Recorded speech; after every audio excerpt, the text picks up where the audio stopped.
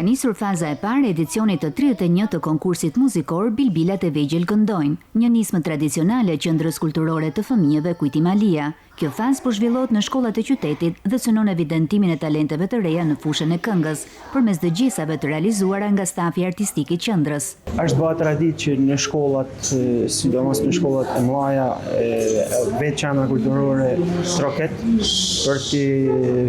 për të asistu edhe me mësuesin e muzikës.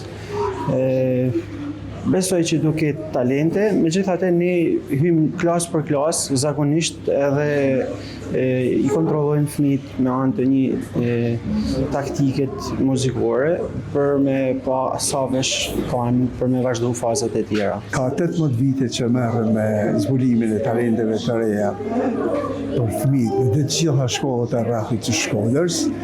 Është një knatësi e madhe, kuptohet, sepse punosh me fëmijët është sikur punosh me angjëjt.